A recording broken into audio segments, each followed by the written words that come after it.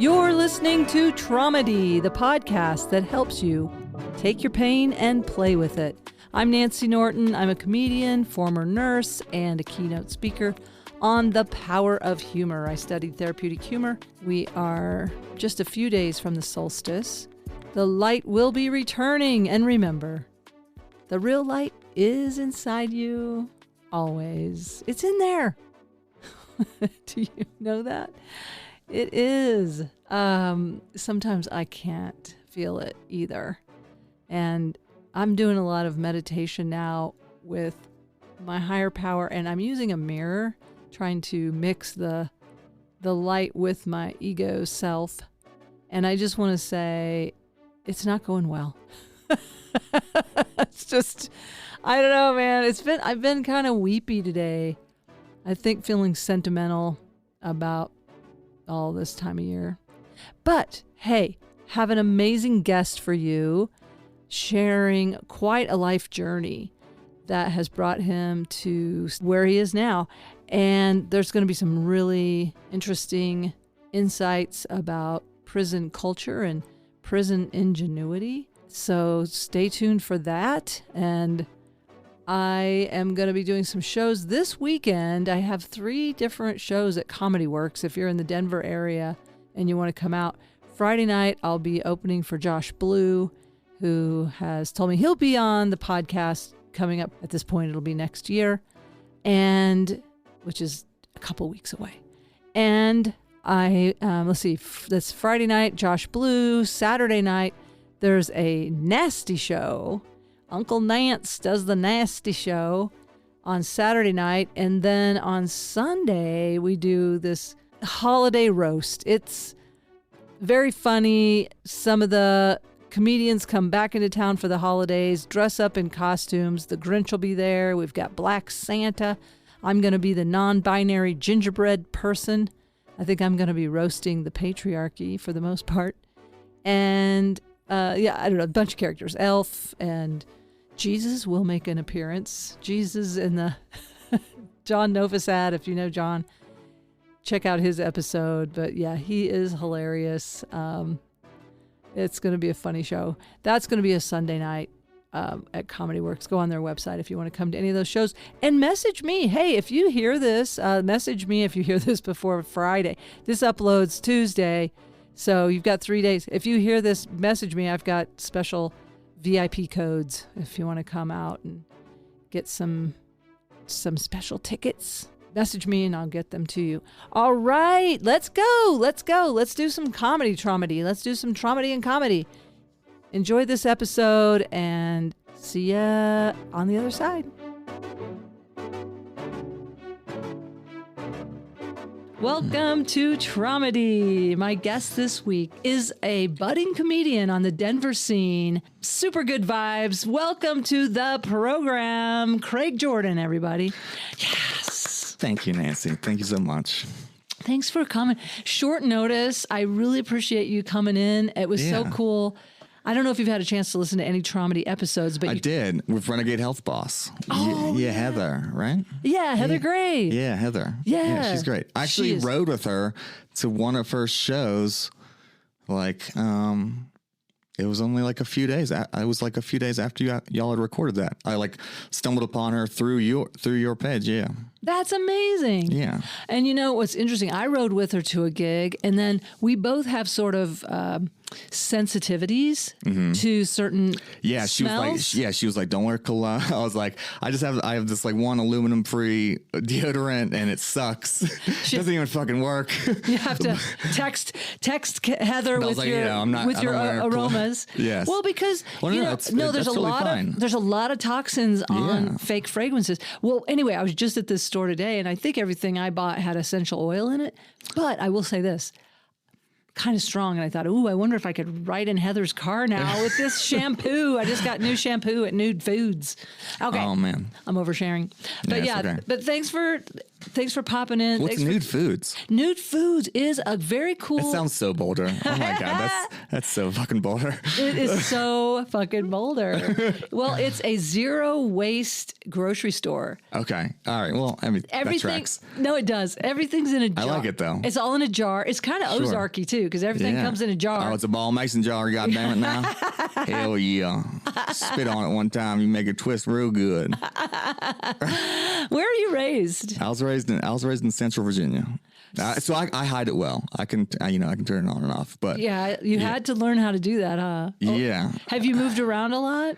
Yeah, I have 100%. I've been basically up and down the East Coast, but this is my furthest west I've ever been. Well, welcome. Yeah. Well, how long have you been out here in Colorado? This is my second time out here. I've only been out here about a year. Okay, still kind of new to town. Yeah, I lived in Boulder the first time though. Oh, really? I did. So yeah.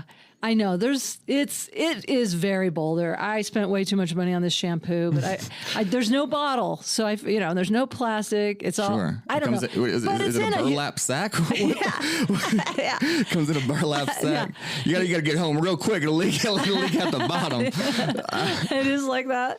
Yeah, and I should have been riding my e-bike over there, but I park down the street and walk in. Of course. They don't need to know. Carbon neutral. Yeah, they don't need to know my business. Oh man. So anyway, you said you heard an episode with Heather, so you kind of know like what we're doing here is just helping everybody know like you're not alone. Sure. Everybody's been through stuff just based on our brief acquaintance, because you and I've visited a few times since I first met you. I know you've been through a lot of stuff. Yeah. But what's cool is I think when people take their pain and turn it into gifts. And that's what I'm seeing with you, with what you're doing with the comedy and with some of your other. I mean, you're also an amazing athlete. Like you're turning things like your angst into like positive things. Yeah, I think there's a big, strong connection between emotional pain and physical pain, because you see a lot of addicts just get addicted to exercise, because it's providing those same endorphins, the same dopamine drip that you wouldn't normally get from your drug or drink of choice, but they're getting that with a good thing. Yeah. But every good thing can be taken to an extreme where it's not such a good thing. Because even with like ultra running, you are actually getting rid of stem cells like that don't come back ever. Oh, I didn't know that. Anything, I mean, even with just the regular marathon distance, anything that exerts your body for that long and it just puts such a toll on your body that there's things in your body that are not ever going to recover. Yes, your muscles will recover. You'll get the nutrition back. You'll get rehydrated, this and that. But I have had several doctors tell me that like anything over 3 or 4 hours of just pure exertion, even if you're putting calorie for calorie back in your body, there's things happening on a bone density scale, on a nerve scale that. Oh, thanks for telling me that. That's, I mean, every athlete kind of burns out, you don't see guys in their mid 40s still playing football and stuff like that, Yeah. But you do see ultra marathon runners into their 70s and stuff. No, they can still perform 100%. I mean, obviously it's not. I mean, my dad's a prime example. My dad he was actually December 9th was his birthday, and he was born 52. So yeah, he just turned 72. He's done 50 marathons, 50 states. So he's done 50 and 50. He beat colon cancer 3 times. His shirt says chemo's done, time to run. I love that. And he's now doing 7 marathons in 7 continents. So he just got done doing Greece, which was the original marathon. Yes. Which is from Athens to marathon. That was, and it was originally only 24 miles. The 26.2 was because of the Olympics and a bunch of bullshit. We're not going to get into that, but from the Battle of the 300, from when the guy took the message from whatever to wherever, he ran, took the message and collapsed. And that's how the legend of that distance became a thing. And he just got to do that. So you're following in your dad's footsteps. Yeah. Yeah, 100%. I mean, literally. Do you run marathons together? Yeah, so I did his last. So it was in Des Moines, Iowa, and we did his 50th and 50. So he was born in a small podunk corn town in Iowa called Baxter. It's maybe 1,500 people, you know, a one stoplight town. And yeah, so he was about an hour from Des Moines growing up. And so the Des Moines Marathon was his last one. We did that last winter. Yeah. Do you mean it was the last one he did, or is he done? No. This guy, he's part of this group called the Loonies, and they just like, he's retired, and they just RV to all these places and do all these things. That's exciting. Yeah, he's an interesting character. No doubt. Based on knowing you, I know he's got to be an interesting character. Definitely. But it sounds like, is he also a guy that turned some troubled times into a good thing? Or so his dad was an alcoholic, and so he's told me stories about having to go pick up his dad, and that was broken down in a ditch from the bar. You know, his idol growing up was Mickey Mantle, and these baseball, and he thought he was going to be a professional baseball player growing up. This is your dad. Yeah, he thought he was going to be pro baseball. He grew up on a bar stool. He grew up with his dad drinking at the bar, but him at the. I mean, this is the 50s. This is a totally different time. But yeah. You took your kid to the bar. Yeah, kid sitting on the bar stool just watching the Yankees play, Mickey Mantle, and he had one coach. And his coach said, if you ever drink, if you ever smoke or do drugs, you're never going to be a good athlete. And in my 37 years, I've never seen him pick up a cigarette, a beer, or even cuss that much for that matter. Wow. Yeah. Your dad is just pure, huh? Well, not so much. There's always a weird side. Yeah. He has some vices. Yeah. We don't need to tell his story. Sure. But let's talk about you. Let's talk about you, man, because you're doing ultras, which is 100 miles? So anything over the 26.2 mile is an ultra. Yeah. Oh, I didn't know. So usually starts out with 50K. So 50K is whatever 5K is 3.1. So it's usually like 31 miles. I heard a person say one time, I would be a marathon runner, but I haven't been through a divorce that bad. But I thought that was a good joke, but I wish I could quote who it is. But are you aware of what makes you run? Are you aware of like what it does for you or how you started running? So yeah, I know you've got your dad. I was homeschooled, and when I was homeschooled, my PE was just I would just bike, but I would just be his Gatorade holder. Like, would literally just bike beside him as a little kid. He would run 8 to 10 miles in the morning. I would just bike beside him and hand him Gatorade. He would wipe his glasses off on my dry shirt, and you were his sag wagon. Yeah, I mean, So you end up getting a mule eventually. I was back mule. But when you look at that, do you think that was good for you, bad for you, okay? What's your opinion about it now? It was good for me because and it's undiagnosed. It's definitely undiagnosed, but he's definitely, they don't call it Asperger's anymore, but he's definitely on the spectrum. He's definitely, and so at his most comfortable is when he is running. So I would have never had the birds and the bees talk. I'd have never had all these important father-son moments in my life if it wasn't for him running. Because if he was just sitting in his office or something like that, I would have never gotten that. But when he's running, if he's running at a normal pace, it's conversational. And so, then he can, look at me. I'm like, boy. One thing you gotta know. Yeah, sex, yeah, bud. Like. Is this a good impression of him? No, it's awful. He's from the Midwest. He says wash instead of wash. It's like the smartest people that are like space engineers, like literally rocket scientists, but they're talking to you like this, and so you don't really know if what they're saying is true or not because you just think they're just kind of a bumbling fool. Like, don't underestimate a Southern man, right? Exactly right, or woman. Yeah, I mean. Well, like when Jimmy Carter was president, people underestimate. I mean, I love Jimmy Carter now. George W. Bush. The more I know about him, the more I like him. I think I made fun of him even because I was just joining in. But I was a follower. But then I'm learning. I see his biopic. But anyway, okay, we digressed as we do because we both probably have a little ADHD. Of course. And I was thinking about your dad. So you think it's a good thing because it's like, hey. You got exercise and you had this bonding time with your dad. And now that continues. Yeah. Because, and this feels like a confession, but I was a single mom and I could not, but I didn't feel like I could pay for a babysitter every time I went on a run. Right. And running is my antidepressant. Running is my grounding. Running is my religion almost. It's a moving meditation. Is what I call it. It's a moving meditation. Yeah, and it does it. But when my son was little, same thing. he would have to ride his bike along beside me. Yeah. Now, I didn't use him as much as a sack wagon, but I wish I had. I wish I'd thought of it. I wish I'd had him bring snacks. I know. I used to have a collie, and I would she had like one of those packs on her back that had like the 2 little side pockets, and I would stick all of my goos and my Gatorade, powder packs and all that stuff, salt pills, and yeah, she would just sniff out the trail for me. Oh, so you were a trail runner? Yeah, so I like soft surfaces. Oh, and so does your dog. Yeah, well, when I got back into running after so in the Marine Corps, I grew so fast. I was underweight, and so when I grew so fast with the HGH that like my tibias had like bilateral stress fractures. So like my actual shin bone, and it was a stress fracture that went up and down. So that's bilateral. So it wasn't across, which would heal faster. It was just literally like my bones had grown so fast, they literally just like stretched out. And so I couldn't really, I'd be able to bike and swim, things like that, but I wasn't able to, put impact. Yeah. And so when I got out, there was a book that came out called Born to Run by Christopher McDougall, and it was about the barefoot like fad. His whole thesis was, why do I spend $150 on a pair of shoes and my knees and ankles and feet hurt? And there's this group down in Mexico, the Tarahumara Indians that live in the Cooper Canyons.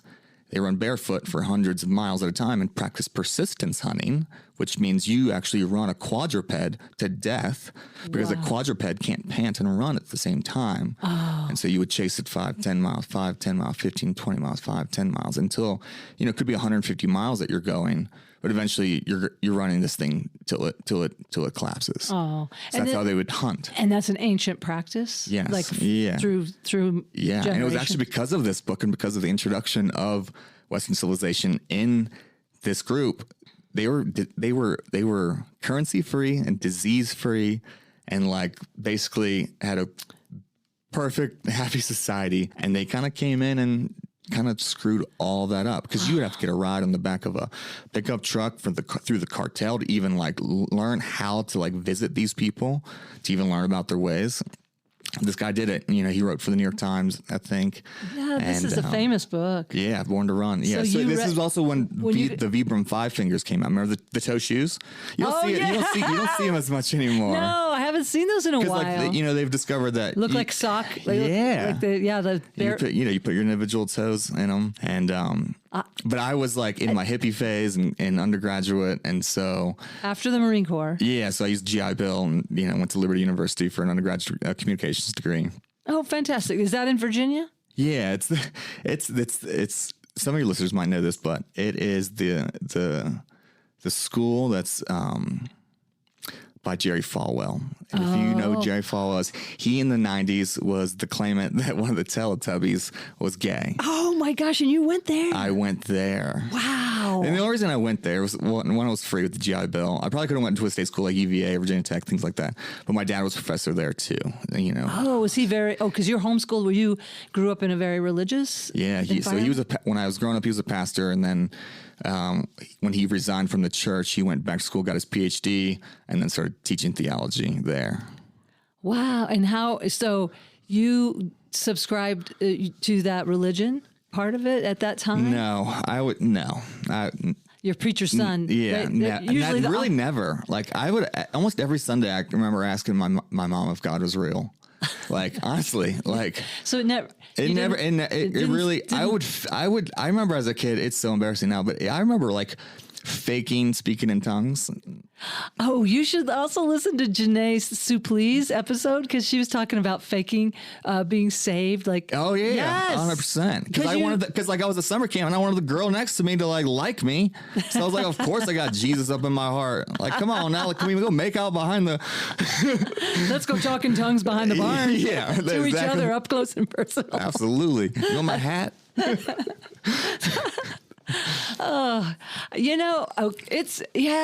knows? I don't know. One time my sister and I can't remember. I swear one time I did talk in tongues, and I'm like, I don't know where that came from. What is that supposed to be? What is happening? It's a heavenly language. It's the language that the angels speak. Well, I'll tell you what. One day, I never went. I went as Lutheran. Okay, I want to talk to my sister about this if she remembers it, because we were little kids. We were still sharing a room.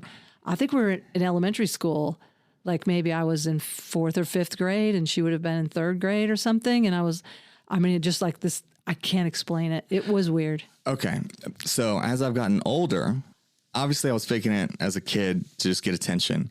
But as I've gotten older and I've experienced ayahuasca a few times, I think there might be some truth to it. Okay, so something like you had Yeah. All right. So it's funny because on ayahuasca or on DMT, most people experience kind of the same thing. It's not like, mushroom trips or acid trips where kind of everyone has a different and unique experience. Yes, we will have unique experiences. For the most part, there's like the waiting room and the entities and like these common themes that you hear when you take this. And I've been in several situations where it's a language that it's not earthly. In other words, it's not earthly. Is some sort of feeling like a download? Yeah. Or just like you're channeling?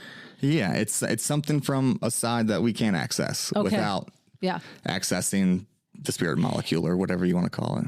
And when this happened, I remember thinking like, it was almost like this doesn't want to stop. Like it is... It was like I was just, if I relax, it was happening. Yeah. And I got to talk to Mary Ann because she has a better memory than I do. But any atheist psychiatrist that would see that, they would automatically diagnose it, multiple personality, schizophrenia, things like that.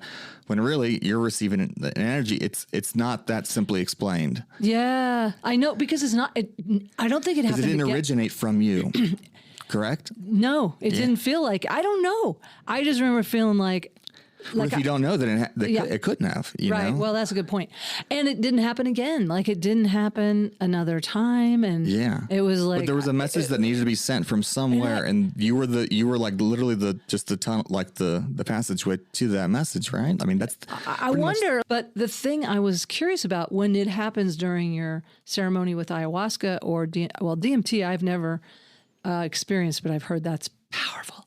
And ayahuasca as well. But my question is, did it feel like you knew what was being said? Yeah, there's always like a lesson. Even if it was coming out like talking in tongues or gibberish or something or another there's language? Always like either a reason or a lesson. So even if you get past that and you don't understand that, like what comes next or what's told to you or what you experience is usually something to do with what's currently happening in your life. So the knowledge of that happening is like the side of your brain that's, that we can't really gain access to is like flipping itself on itself and saying, hey, these things have happened. These are untied knots. These are, stories that need to be, finished up, have closure, relationships that need to be mended, things like that, or, straight guidance. That's every experience that I've had on it, which tells you something. Cause it's also apparently, I don't know how much scientific backing is to this, but it's also your body naturally produces it, and it naturally produces it the most at birth and death. Oh, so that produces what? DMT? Yes. So that's the beginning and the end. So if you were to take a string and you had the front of the string, the beginning of the string, and the end of the string. Okay. And then you take those two ends of the string and you put them together in the back. What's that point? Yeah. What's that point? I want to know what that point is. Oh, that's good. Let me be with that. Yeah. Yeah. What is that point? That's the point. Right? It's got to be. When I was doing a psilocybin journey and I was experiencing, I felt like a death as an infant, and I got pushed into like a dot is what I felt like. It felt like I became a point in time. And that point was nothing. I was afraid I was becoming nothing, but I didn't, and I don't think I quite came out the other side of that nothingness. Right. But I think that's like the experience of a dying star, right? It gets so dense, it gets so packed into such the tiniest space that it rips, and then whatever's on the other side is just on the other side. I know, and I was bummed because all I got to was a lot of kind of the ego death part. Yeah. But I didn't get the reward of the near death experience, which is something I listen to a lot on YouTube. These people talking about, the bliss of all that is love, and they go into this blackness, but then they come out. When you do DMT, is it similar? Do you have an ego death kind of thing, or is it? Or is it just a? What I heard from Michael Pollan, Michael 100%. Pollan was like blast off. It was just like so there's no subtle. So that's the thing. There is like a blast off point with that experience, and if you take enough to what they call breakthrough. And so some people, they don't, and they just end up with what they call the waiting room. And it's just basically, heavy visuals and things like that when you close your eyes. So with ego death, the most thing I've noticed is that if you open your eyes, everything loses value. So if I were to look at that keyboard right there, it wouldn't have it would just be a rectangle, a gray rectangle. The apple would be removed. That would just be a square. Anything that has a name or any identity to it, which is what is identity? The id, the ego, right? Yeah. So when you open your eyes and you recognize that everything is not just polygons like an unfinished video game. Everything's just literally like, it's not like it looks like an unfinished video game. That tells you that it's trying to get rid of identity. That's the clue. Like, it's getting rid of all identity. All you have is blocks. All you have is just space and objects in front of you. Like, it's not an Apple computer. It's just a block, just a gray block. And so when you close your eyes, it transforms that idea of getting rid of identity to yourself. And so you don't recognize yourself. Wow. You just recognize yourself as just an open spirit waiting for messages. Mm. Yeah. Just like, I love that. An open spirit, just consciousness. Yeah. You're just light at that point. One guy was telling me he had music on so that he kind of knew how long the song was, because it's a really quick journey. Yeah, they call it the businessman's trip. It's about 15 minutes. Like, literally, but like the thing is, time is irrelevant when you're under, and so with you could, what you think is weeks, months, years, hours, whatever, but in here on Earth, it's lifetimes. Just 15 minutes. Yeah, and so you're kind of just back to normal. But I mean, you have an afterglow. You have a oh shit, this is reality. Like, this is reality. There is another one, but this is the one I'm in right now. So you've processed this a lot, and you have a way of. So I took it with a psychiatrist. The psychiatrist I was dating at the time, she wanted to experience all the things her clients were experiencing. And so we would take psychedelics together, and she would babysit me and I would babysit her, and then we would journal about it. We did this, for about an 18-month period. Wow. You must have that's got to be such an intimate relationship. Yeah. You have to fully trust the other person. She was a medical doctor. Like, she was, so I trust her on that. She was an MD psychiatrist. Yeah, she was a DO, actually. She was a doctor of osteopathic. So, which is like a souped up chiropractor, in other words, but they have the same credentials at MD. So she actually went into psychiatry with it. She's a DO, but okay, with a psych specialization. But she's board certified. Oh, 100%. Yeah. She was in her 3rd year residency. Yeah. She was about to become, chief attendant. And yeah. So listen, I knew this talking to you the first time, like, anything we bring up could easily go in any direction. And I'm thinking about our listeners and okay, this was really cool. And there's a part of me that's craving a little bit of a chronology. But so homeschooled, I think we were talking about religious beliefs, talking in tongues. Yeah. My ADHD, I'll go out, but I can usually find my way back. Absolutely. And then talking about, well, who knows, like, one of my guests is a psychiatrist, and she was talking about nonlinear others. Okay. And there's also a TED Talk out there talking about, is it psychosis or spirituality that people with schizophrenia, are they just more gifted and hear anybody that would claim to be the Messiah now, you would immediately lock them up. Oh, and there are so many who do claim to be the complex Messiah. That's why they have the Messiah complex. Yeah. I think Russell Brand has that. Yeah, probably so. I haven't seen him in a while. I think he has a special called the Messiah complex. Oh, he does? Okay. I need to watch some more of him. Okay, thanks for reminding me. Yeah, he's on a journey. Yeah, he's on a journey. Yeah, check out one of my favorite ones that's on a real cleansing journey right now. It's been a big inspiration. Is Craig Conant? I don't know. The comedian? Craig Conant. He's got long hair, but like, he preaches like we call them mushy mushies, but like he preaches mushrooms and ayahuasca, things like that. I'll check him out. Get off the booze and get off. I may have seen him. Is he a British guy? No. Oh no. He's like he sounds kind of like a valley kid almost. I mean, he's already long hair, like backwards cap. Oh, so this is fun. Like recommending some comedians. Like check out these guys. Well, sort of kind of weaving back to the traumedy thing about growing up in like Janae Suplee, who grew up homeschooled and sort of in a mini cult, like she called her dad a failed cult leader. But it's really like, it's a lot to push against, and you're under that. And like you said, you have to pretend sometimes. Oh yeah, absolutely. And then you're obviously incredibly intelligent and a curious man, like you're a curious learner. You want to understand everything. And you have the capacity. You have like, I just replaced the power steering pump, the alternator, and the bottom thermometer of my radiator fan and my girlfriend's car. Like, yeah. You can do anything you put your mind to, I bet. Yeah, I can see that. And it must be hard for you though, because it's like, what's my real passion, right? What is your real passion? Because you could do anything. It's comedy. It's comedy. And it's comedy. And I love hearing that because comedy, there's just, there's layers to it. It can be so many things. There's a psychiatrist or a psychologist, I don't know, one of the two that out there that has the claim that your earliest childhood memory is kind of what you'll become. Wow. My dad is not a professional baseball player, but his earliest memory was sliding into first base in a little league game. So it's athletes. He had ESPN on all grown up.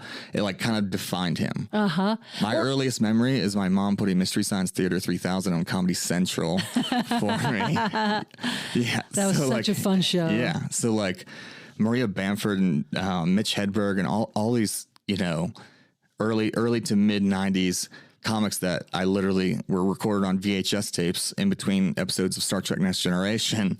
They would just play over and over and over. So, I mean, all those like performances are just welded into my brain. Oh, that's amazing. It sounds like a pretty progressive homeschool situation because like some people don't get any television, but at least you got comedy. Yeah. So that was good. So my mom was kind of like she was like the worship leader. And so she would always like have like an opening set. So she was kind of like on this like a Christian comedian circuit. She would always like guest at like whenever like my dad would like guest pastor somewhere, like she would like do like a little set. Like, so it's she's the opening act. Yeah, she absolutely was. Is that what a worship leader is? I don't know what worship leaders are. So like, the choir in the back. Okay. So she would be like the person that would introduce the next song and like say the name of it and like do the prayers in between and like things like that. But she was in the you have to be in the choir to be a worship leader? No. Well, like the worship, they call it the worship team. So the choir is more like, I guess, like more Catholic. So we were Pentecostal. So it was like not Baptist, but on the Protestant side.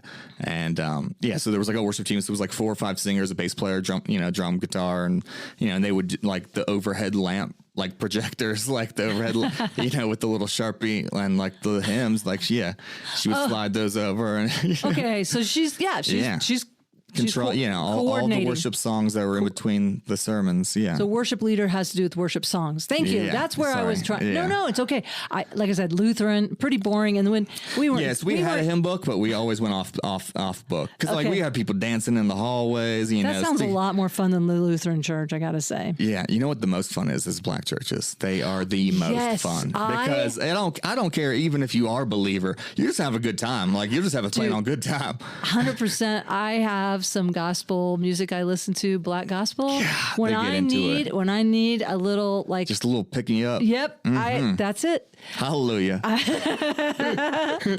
It's powerful. I feel like there's the veil. I don't know. There's no filter there. There's just like they're a channel. Right. I feel like when I hear a good black gospel choir, I feel they're a channel. And why people are so embarrassed? We're so embarrassed all the time. We can't. Well, first of all, we can't dance. Like we cannot dance. I don't care who you are. It's true. Like we can't dance. True. We can learn to dance slightly, but we just don't have that rhythm. We don't have that like looseness. Like whatever it is. Yeah, I'm so jealous of it all the time. I'm like, man. I know. To have that just on camera. I don't want to do culture. I don't want to do cultural appropriation. No, but so if I ever did go to church again, I wish I could go to a black church. But I know it'd be kind of wrong. Like, oh, white Nance. Oh, white Nance. Oh, white Nance is coming to church. No, they would put up with me, I guess. I don't know. No, they would welcome you with open arms. 100%. I love that back to Jimmy Carter. I love that he grew up with his friends in the black church. Yeah. He knew those songs. He was a believer. But anyway, oh my gosh, we're all over the place. I know, I'm sorry. But no, it's not you. It's okay. Maybe I need to stop saying we're all over the place. People can either track it or they won't. But I wanted, one of the things that struck me about you is just, again, you have this really powerful energy. You have a lot of ideas. You have a lot of optimism. You're doing comedy, and you've been through, sounds like hell, because one of the things you did tell me, if you're okay talking about, is that you have been to prison. Yeah. And I was telling you, I do a show for the, occasionally for the Women's Correctional Facility, which, by the way, should get you on that. But yeah, I wrote something about like having two soups for a joke, which is like, in there you can order you can offer 2 ramen noodles for like someone's like lunch, if you give them 2 packs of ramen noodles, which they call soups, right? So I got 2 soups for a joke. It's a commodity. Oh yeah, 100%. The exchange rate. What's the exchange rate? 2 soups for a joke. Okay, sure. I got you. Yeah. And you were saying, because we're doing a little bit of coffee, and then I had that new mushroom tea that has chicory in it that you had. Oh yeah, chicory. So yeah, chicory. They didn't give us coffee on the inside.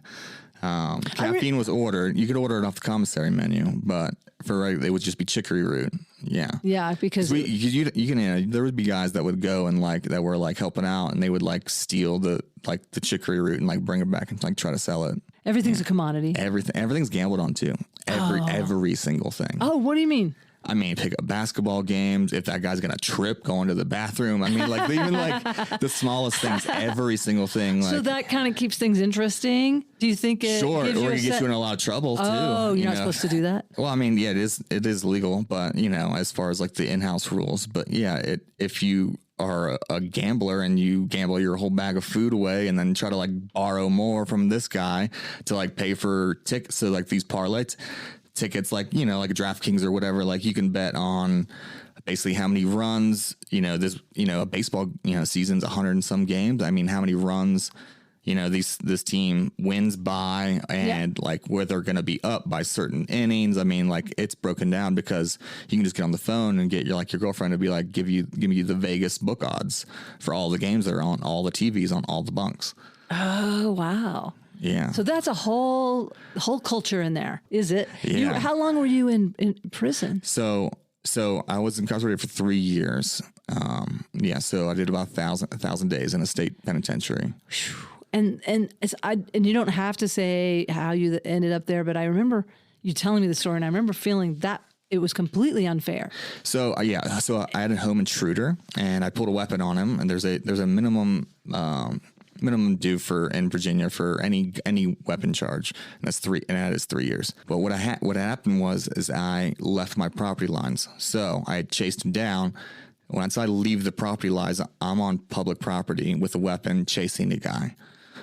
And he had broken into your home. Yeah, but I didn't have cameras. I didn't have anything to prove that. Yeah. And you were like, no, and chased him down and.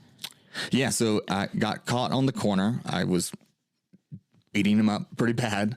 And you didn't shoot him? No. You didn't use the gun? No, but it's also like prevention of liberty, which is like basically I didn't let I was holding him captive, and so I wasn't letting him leave.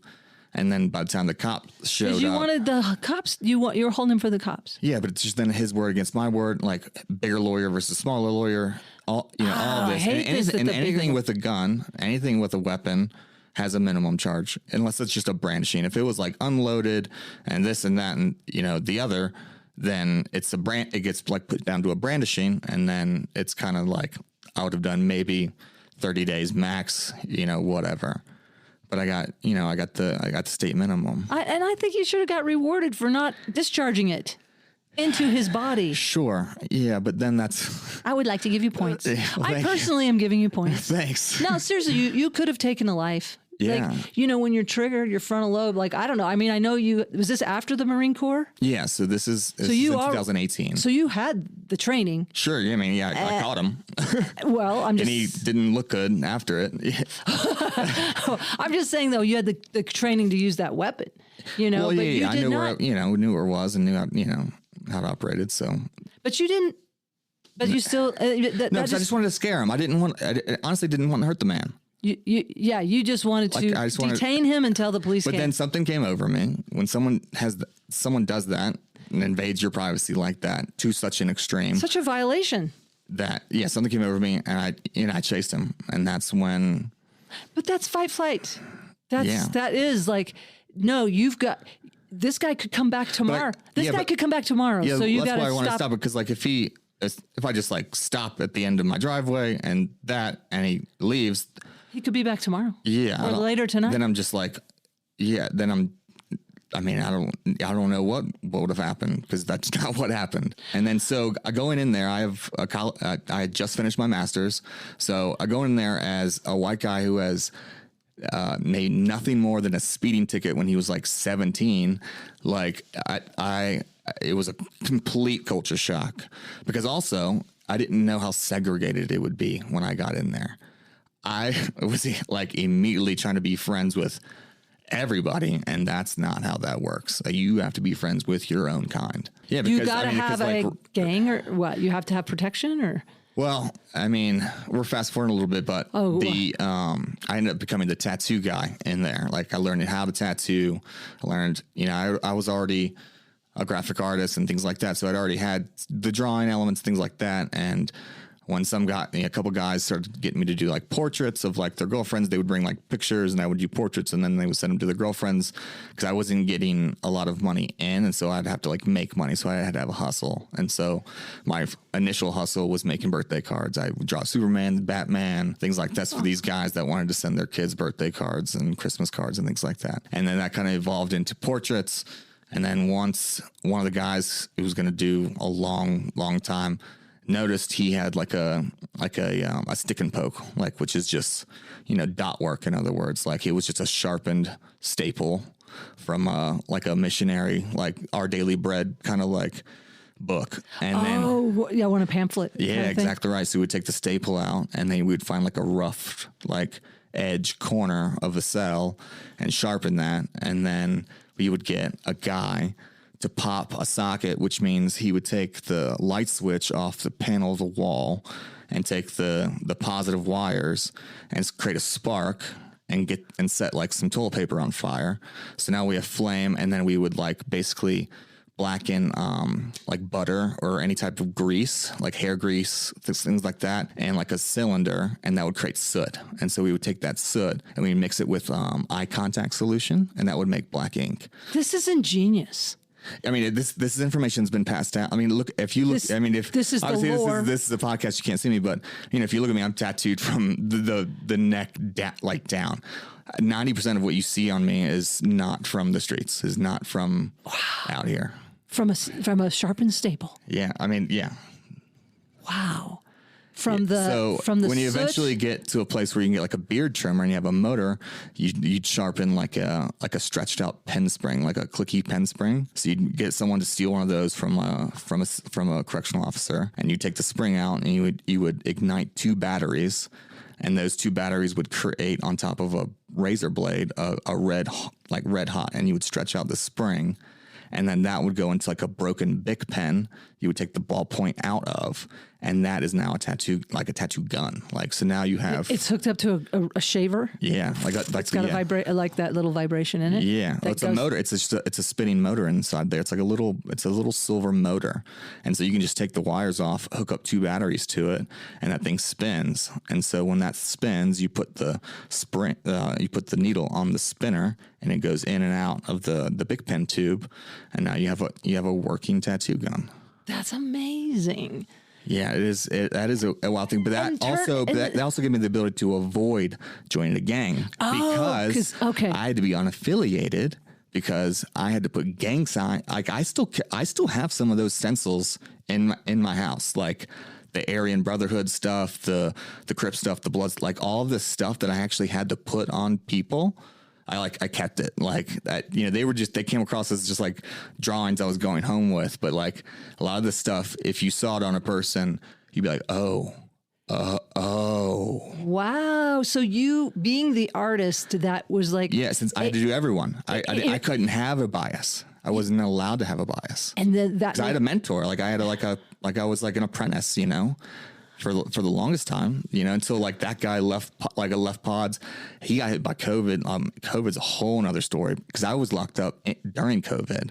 They didn't give us masks. They gave us sneeze guards that were like, they say like the back pocket of Levi's. It was just like a sneeze, like a thick denim with an elastic band behind it, sneeze guard. It didn't even go over your mouth. It just went over the top of your nose and just hung down. That's all we got. Yeah. Oh, bizarre. So people were dropping like flies. Oh man. Like these are guys too. Like you spend a year and a half. I played poker with this one guy at night for like a year and a half straight, and he just didn't show back up one day. No, he died. Yeah, he had comorbidities. He was diabetic. Yeah, and they took him medical, and he just didn't come back. And he was going to get out in like 2 weeks. He had spent 15 years in for a drug charge, and was going to get out in 2 weeks. Oh man. Yeah, we all. That is. It's like we all got on the phones. We all told our families, like, "Hey, look this guy." Like so we knew his state number, and so like, "Hey, look this guy's state number up. If you can find his family on Facebook, and start a GoFundMe or start this." So like, there was a lot of camaraderie. Yeah, but around that. But that's converting a drug sentence to a death sentence. Yeah, and that's just so disturbing to me. Like why that feels like it should be prosecutable. And what is there? It's not though. Is there any recourse? Like if you can't. I mean, the thing is, I guess there is and there isn't. I don't know the extent of the law behind that, but the only way that that COVID could have gotten in at those points was through a guard. Or through people coming in. Like so, eventually they've stopped that, and so you end up getting like the worst version of Stockholm syndrome, where you feel bad for the guards because now they've set up trailers on the outside of the penitentiary. The guards can't leave. So the guards are they're doing a 9 to 5 coming in and out. They're locked up in there with you. They were on lockdown. 9 to 5 and then going to lockdown in the trailer. They wouldn't let them. They couldn't go home. No. Wow, yeah. Man. Wow. And back to your art, because somehow, like we talk about trauma transmuting trauma. Your art transmuted it. Your art transcended that dynamic that you were, I'm not saying you're on a pedestal, but you were neutral territory. Yeah. I mean, it was a commodity because everybody wanted. If you got transferred, I got in several fights and, things happen over the years. You encounter so many, people that aren't going home are the most dangerous because they really have nothing to lose. And so, you end up getting little kerfuffles here and there. And kerfuffle. Can I be with that for a second? Yeah, we'll call it that. Kerfuffle. Yeah. That sounds like Dr. Seuss goes to prison and got in a kerfuffle. Just a little bit of kerfuffle. Got a little bit of kerfuffle in the shower there between two inmates. If we want to get back. Yeah. Can you make a rhyme with shiv? Yes. I want to live. Please do not shiv. Please do not shiv. If I have a shiv, will you give? What will you give? I will. I love it how quickly. Yeah, you're ready. Yeah, you got this. So, all right. And did you do some of your own tattoos, or did on your non-dominant hand? Or? Yeah, no, absolutely. So on my left, from so my fingertips to my elbow, I did when I was in solitary, actually, for a while. It took about 3 months to do this much amount of work at about 4 to 6 hours a day with a staple. You figured out how to do it in solitary. Yeah, I had a guy that would bring me coffee and a little bit of soot, and I would take we would get these things called the indigent kits, and if you didn't have any money on your books that week, you would get a kit and it would have a 2 golf pencils, a pad of pen, like a little pad of paper, and like 2 pre-stamped envelopes. And so a lot of times, if you weren't writing anybody, you would sell the envelopes for like ramen noodles or something like that. But I would take the pencils and I would split them open and I would crush the graphite and I would like crush it into a fine powder and then mix it with this and then I would ingenious. And also what's striking me too is something that a lot of us don't know that aren't in prison, you know, that you have to have money. You have to have some currency. And like you said, if you don't have anybody on the outside giving you any money. No, you know, it's not fair. That's not fair. I feel my parents gave me, you know, it was a certain allotment every month, but you know, is there a max that people can receive that? Yeah. So that there's not a super wealthy. I don't think there's a max that you can receive. There's a max you can spend. Oh, okay. So like basically what they call a store day or whatever, you put in like a Scantron like bubble sheet, and that's like your commissary, like the food that you're going to order that's not like just like your regular served food. So you can order like candy bars and chips and, you know, convenience store food, you know, sausage, like summer sausages and ramen noodles, you know, because that's where like Martha Stewart's cookbook came from. Like we all passed that thing around so many times because cooking was like a big deal. It was a community event, like because it was also cheaper if you could get like 4 or 5 guys in on one meal, and you would take a whole bunk and you would put these candles under it. You would bake a bunk size pizza, you know, for like 8 to 10 dudes, and you would like make this. It would make a turn your bunk into an oven. Yeah. Wow. I forgot. You know, I just watched the Martha Stewart documentary. So she really did. She has a cookbook. Yeah, she has a prison cookbook. Yeah, yeah. Because I mean, once you crush down ramen noodles to a powder, it's just flour, right? It's just like enriched flour. It's a noodle. So it's just like crust? a dry. Yeah, that could be anything. Mix it with some water, and there. Yeah, it could be anything. Right. Yeah, even like crackers, 2 saltine crackers. You push it down to a dust, and it's just, you know, what it was before it got baked. Yeah. Do you knowing, gosh, because you've gone the range of freedom to be dissociated on DMT, like here you are, free man, but then you had this 3-year sentence where you were inside. Yeah. What is that juxtaposition like? Do you think it enhanced your life to go to prison, or? Yes. I actually do. But I am probably a 1 in a million shot that thinks that way. Okay. Because I had like several pieces of education before I went in there. Like before I went there, I was also a certified yoga teacher.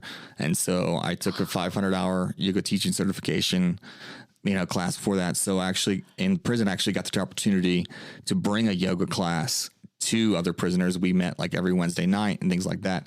But having that mindset, there was a book I read called We're All Doing Time. And it was by a yogi in like North Carolina. And basically he kind of compares it that it doesn't matter what occupation or, you know, what you're doing in your life, we're all literally just biding time until that.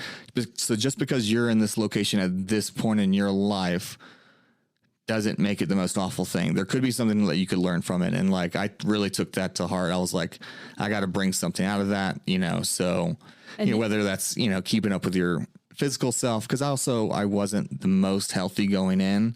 Like there was some drug things and there was some issues that were happening. This all didn't happen. The intruder didn't happen coincidentally. I knew who he was. You did? Yeah. So he was coming after something you had. Yeah. So, you know, so with that being said, I was on a path to heal, and a lot of those guys are not. They are doing the time, and they're going to go right back to the same life and do the same thing. Yeah. Not everybody had that advantage of the wisdom of doing 500-hour yoga class and an inward relationship. Like you have an internal relationship with yourself. Like you're able to go within. Yeah. Which doesn't matter where you are, basically. And that can also be to a fault though too. That's kind of trite. I'm sorry I said no, that. It does matter where you are. It definitely, 100% does. But you can make the best of your situation, and, you know, to put it in the most simple terms. And of course you live to tell the tale. I mean, it's possible something could have happened to you in there that you didn't. Yeah. 100%. I mean, there were so many times like I've seen guys go across the, the day room or whatever and go and come back and bring a blade. And you got to like just lock yourself in your own cell and be like, catch me next time, buddy. And, and then you have to start sending kites or like, these little notes that whoever's like sweeping the floors, and if it's like locked down and all the cells are closed, there's always like one or two inmates out that are like sweeping the floors or sweeping, doing stuff. And so you'd get them to like pass notes between, other people. And so you'd be like, hey, I think this guy's after me, blah, blah, blah, blah, blah, so like, just watch out for him, You got to be so aware. Yeah, it must be the most stressful experience to have to be on. The lights never go off. That was the weirdest thing coming out, is sleeping in darkness. Sleeping in darkness is still, to this day, I still have to have the TV on. Like, I still at least have to have the TV on. You need a little background, something. I cannot sleep in complete darkness. It freaks me out. Okay. Because so there's, especially, so if you're on the top bunk, you see like literally rows and rows of people like sleeping with like their like blanket over their face and their like beanie over their face and all this stuff, because the light's at the top. So if you're on the bottom bunk, all that light is broke, so it's, it's nicer. Yeah. But having a fluorescent light on 24/7, 365 over your head is maddening in itself, especially if you're in solitary and you can't really do anything about it. The best thing you do is like take toothpaste, and you take like someone who gets like a newspaper in, and you would like put newspaper over the fluorescent light. But then like the next shift comes in, does their rounds, and they just tell you to take it down. And so like you would just have to do that over and over and over just to dim the lights. Wow, that sounds so unhealthy. There's a big thing right now on like the sleep problem in there.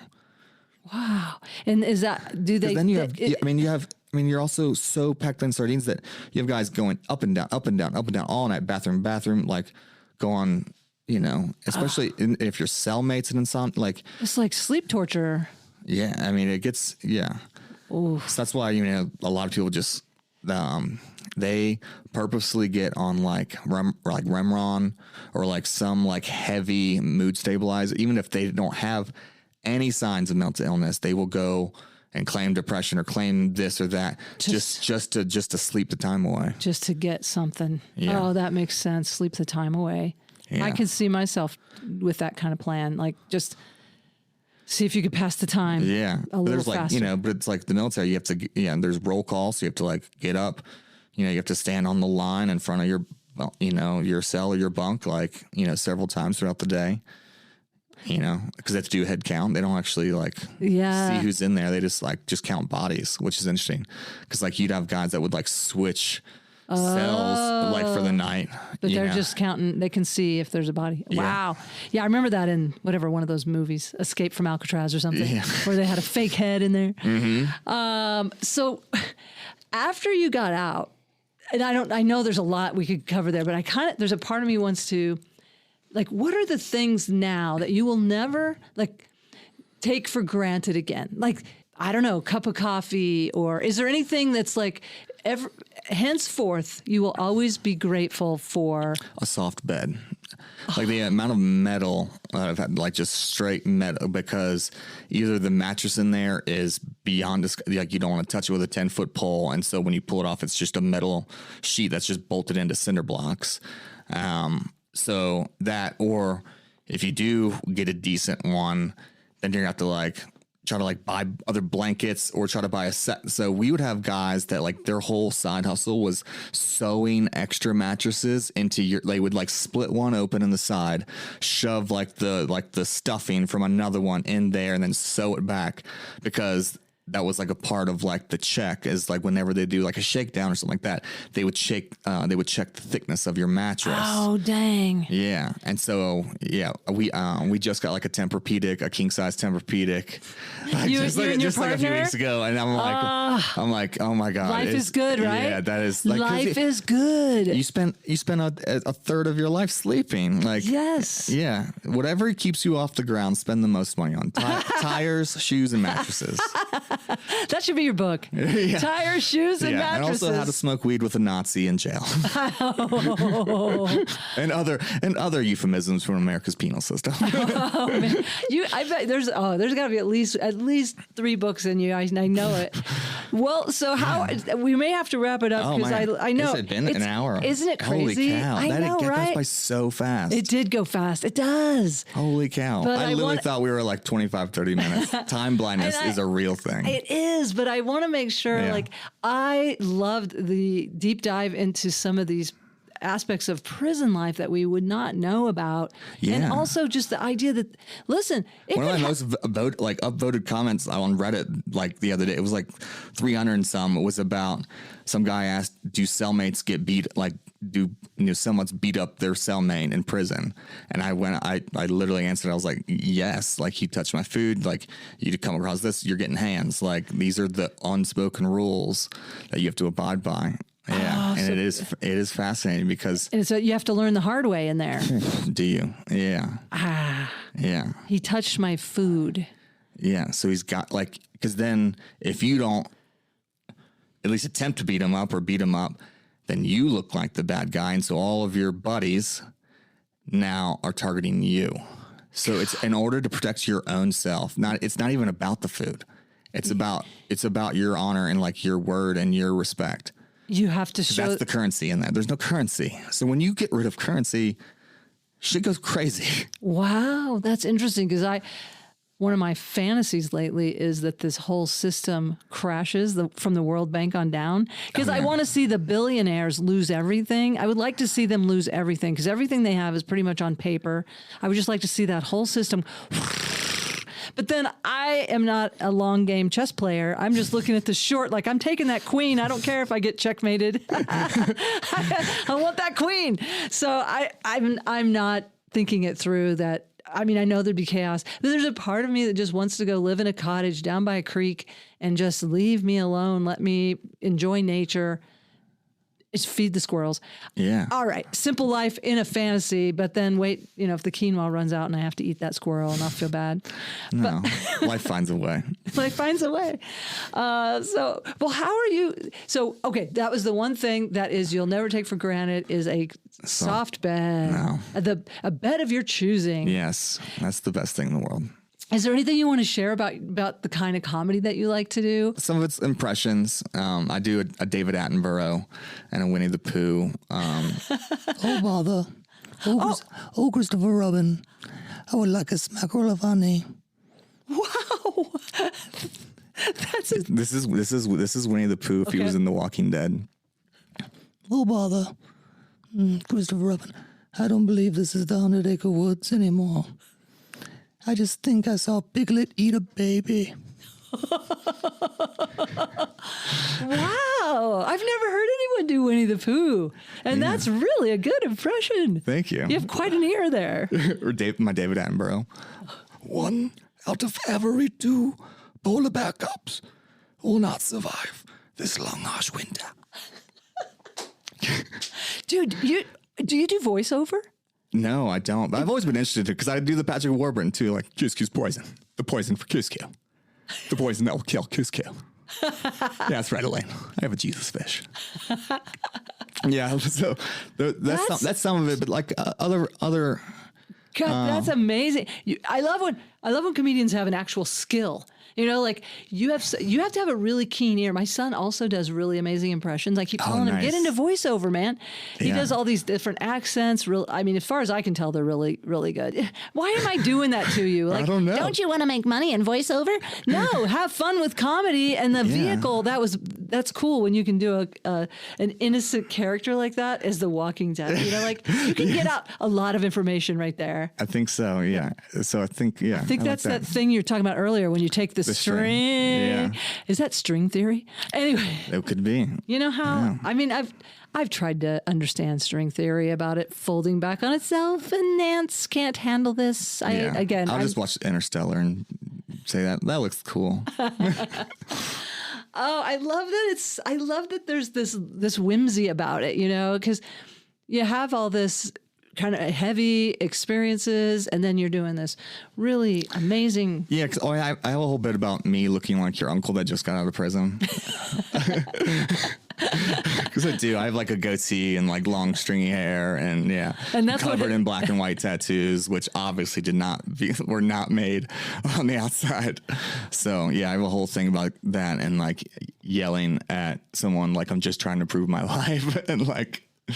But it's a little too avant-garde for like some of the places I've been, because when you're trying like new stuff out like that at like bars and open mics, it never usually lands. Well, because you need a higher level of like attention span. Sure, for the nuance and stuff. But that's the thing with comedy is like, wow, a lot of us come up in these environments where we have to do certain obvious things or shock humor or whatever, and it's really fun when you can actually get into a zone. I'm spoiled now because I've been doing it a while, so I get to play. Yeah, you're coasting. Yeah. I know. You're coast but phase. it makes. I do want to expand. I do want to keep doing. I'm doing something else. I'm starting to be preacher more than anything. Like love yourselves, and that was. I like that about I saw you at Moms Unhinged, and I like that about it. Because it's not just spitting laughs per minute. There's something more behind it. There's something more than LPM or whatever you want to call it. The LPM, the laughs per minute, and I love actually the connection, and it was funny that brewery show. I was telling Steve Vanderplug, who runs Rotating Tap, I was saying, man, I have to tell you something happened on that show. And I think I mentioned it on here at some point. I don't remember who I was talking to, but getting in a room at a brewery for everyone to go, I love myself, like point at your heart and say, I love myself like a little kid. And it's your Easy Bake Oven bit. Like everyone realized Easy Bake Oven. But I don't know if you remember that night, but the whole room went, I love myself. Yeah, and I was absolutely. like, wow. I remember sitting at the bar and the three people that were next to us, we all just like looking at each other like the whole time. Like, are you seeing this? Are you seeing this? Are you hearing this? This is awesome. Like my inner child is preaching. Like, I want everybody to love themselves. The world will be such a better place, and it'll be so much more fun. It would be. Yeah. I know. Well, keep spreading the love, though, Nance. I'm going to do my best. Nance, spread the love, old Nance. I'm Uncle Nance, and who are you? Uncle Craig. Uncle Craig. Craig, fresh out of the state penitentiary now. I done did a couple of days now in the penitentiary. You're free though, man. You're gonna have a dream job too. You know. Oh, that's right. Because you came over here because you work with kids. Yeah. Oh yeah. You donated a violin. So my organization is called A Child Song, and we are a music education program for basically the social and emotional benefit of music. Through programming. So we work with kids with developmental disabilities, foster kids, and geriatrics, and now look out like reentry programs now, which I got. Yeah, so I was helpful in that to get, the guys that are coming out of prison, to get them in a music program to, music develop skills that basically translate into interviewing skills and organization skills, time management skills. Like all these things translate into real world skills, even if they're just in a drum circle for, an hour a week. Those things translate because it just opens up their mind and gets them to clear their head or just bang it out. Even if they're just angry that day, bang it out. That's amazing. How did you get called into this? How did you find this organization? So I got contacted on Indeed. When I first moved here, I was a project manager for like a manufacturing company, but I had an open resume on Indeed, and the executive director called me up and was like, "Hey, I have a creative managing position. Want to know if you're available," and then the rest is history. And it's so funny because look at me, I'm covered in tattoos, obviously, and they're demons and skulls and cobras and face tattoos, and here's a room full of innocent children, and they're like, "Come on in," and that told me everything I needed to know, that this was my the organization I wanted to be with. I would say that your boss has amazing instincts. Yeah, she is an empath for sure. She knew. She saw. Yeah. She saw. Because obviously they know my background. They know all of these things. I have a felony. Getting a job with a felony is not easy. And so, going through that whole process and having to, describe my story and explain all this and, what's happened and things like that, and still being given the opportunity was, a light in the darkness that I thought was going to be a corporate bullshit ass job for however long. So. But instead, you got this. I know. You got this beautiful. If I wouldn't have gotten that, I would have met you, and I wouldn't have gone on some of this journey that I've gone on. That's true. And I know there's something about like when you're on your path and following your passion, how different doors and energetically things open up. And I love that you're paying it forward and backward, like helping these people that have been in the situation, where they're coming from. Yeah. So when they see you, they're like, oh, this guy's legit. So, because if somebody like me was in there going, come on, fellas, you can do it. They're not going to believe me. They will believe you. They'll be like, okay, this guy has come all the way out and has this, job. And then you're also helping the kids and then the elderly. And we did have a recital recently, and one of our kids wrote a rap about, his buddy being still locked up in his cell and him spending, a couple of years in his cell writing these songs and things like that, because they're coming out of juvenile detention and getting ready to be put back into the community. And so our program helps. It's called Shiloh House. Yeah. And, wait, how do you spell that? SHILOH, Shiloh House. Shiloh House. Okay. Yeah. So it's kind of a reentry program, but it's on the youth side. And, but yeah, like their stories, I bawled my eyes out during like the rap that he made, like, cause it was so close to like what I just experienced a few years ago, that like this kid, he found his medium. He found his way to express the hardships that he'd been through now through music, Wow. And you're a part of it. Yeah. You gave him an outlet. Sure. I'm not the instructor, but like our organization did for sure. Yeah. But yeah, it is rewarding to see that, especially when we have, nonverbal children, that are nonverbal 6, 8, 10 years. And all of a sudden they sing their first words, that's powerful too. I just am touched by the poignant, real connections and life purpose and sense of just that meaningfulness of helping people. Yeah. I think it sounds like, part of your soul purpose to help people.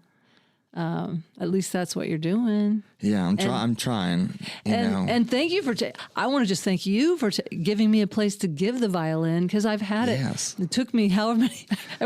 I bought it on the monthly installment plan when my son was in layaway from Cave. No, seriously, from Wood Songs in Boulder. But it was and I was like, I've had it in the basement since my son was in 5th grade, and I don't know. I was waiting for the right time. I was waiting. I was like, who needs this? I don't know. And then it was so great to meet you and go, oh, good. Will you put this to use? Because it makes me feel good just to have someone that will actually use it. Yeah. Well, anything else you want to share before we have closure for this round? I would love it if you become a regular. Like I have a lot of guests I want to keep checking in on. I'm hoping to keep doing this over the years. We'll see what wants to happen. Yeah. But I'd like to check back with you periodically and see what's up for you. Yeah, this has been a blast. This was like a free therapy session for me. For me too. All right. Yeah. That's what Traumedy does for me too. And showing people that are listening, listen, this guy went 3 years in prison. Like I've had things that I felt like this was unfair, like I went to jail for an afternoon for throwing a guitar, which the safe house said was a normal response to lock my ex out of the house. No, absolutely. But still, it was a felony, believe it or not. I'm sorry I couldn't give you a guitar because that was broken. But yeah, I mean, I can get really toxic about the unfairness of the system and all this stuff, but it doesn't sound like you don't have that bitterness or that toxic energy. I'm sure there's some anger here and there, but I don't know. Yeah, I mean, that was not fair. I do feel a certain way about,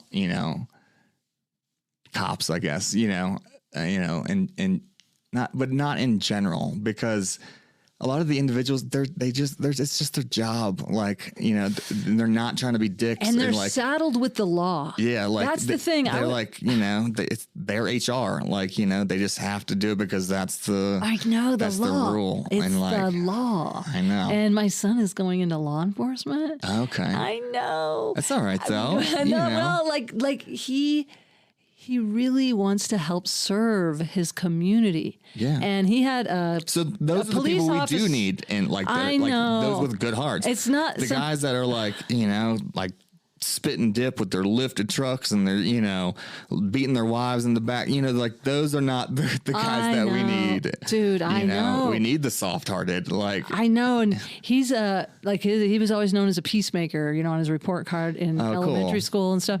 And he had a couple of experiences. One, he was choked by a guy right over here walking to the grocery store when he was 11.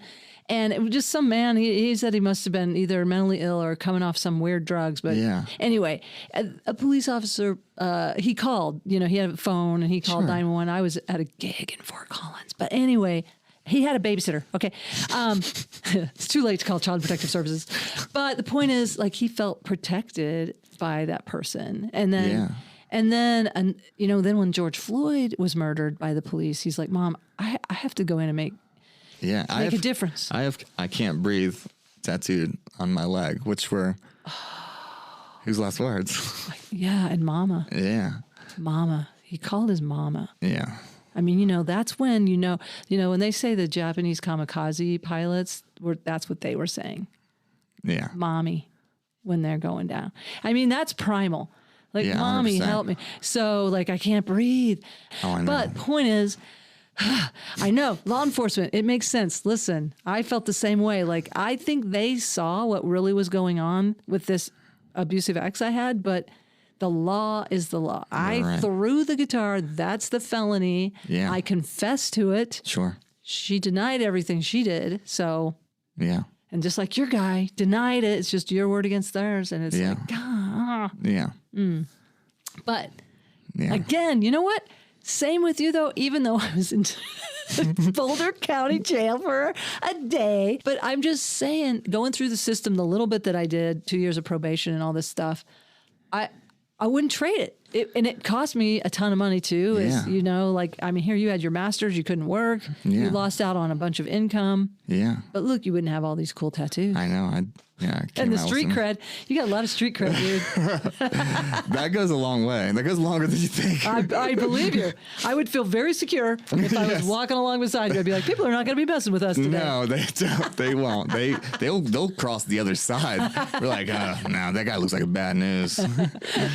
Just keep cutting in line at the ice cream shop. I go to the front of the line. Nobody complains. Yes. I let this guy go. Well, how can people find you? Are you on Instagram? So Instagram would probably be the best way. Tiger_pastry. So my partner is an executive pastry chef, and so that's where that comes from. Oh, cool. Tiger_pastry on Instagram. Yeah, Tiger_pastry. Did I say it right? Yeah, I think so. Tiger_pastry. Yeah. And you have some reels on there. Yeah. I have some of my jokes that I worked out. I'm brand new to the scene, so it's only like probably half a dozen of just the ones that have worked. I think the second time I got on stage, it like something clicked and it worked. And I was like, oh, there might be something to this. And so it's you can and then feel you're chasing that. the white dragon after, chasing the dragon after that. I'm just trying to get those laughs again. Yeah, I know. But it's compelling and trust that. If you're compelled to do it, keep doing it. Well, I'll see you out there in the comedy scene. Thanks. You too. Thank you, Nancy. Yeah, thanks, Craig. I want to thank my guest, Craig Jordan. Check out Craig's Instagram. What was it again? Tiger_pastry? Tiger_pastry on Instagram. And check out the nonprofit that he works for, A Child's Song. And that's A Child's Song. There's 2 S's in the middle there. .org. achildssong.org. And go see all the good stuff they're doing. Go to their website. You can make a donation. Support them. If you have an instrument or you want to make a financial donation, help people change lives with music. I want to thank my son, speaking of music, who created this Traumedy music loop that we hear every week. I want to thank you, the listener, for being a co-healer on our journey. Thanks for listening. Please keep me posted on who you'd like to hear on the podcast. Give us feedback. So thank you again for your feedback, for your helping me on this co-healing journey. I'm Nancy Norton, and Tune in again next week, every Tuesday, Traumedy Tuesdays. And remember, no matter what, keep laughing.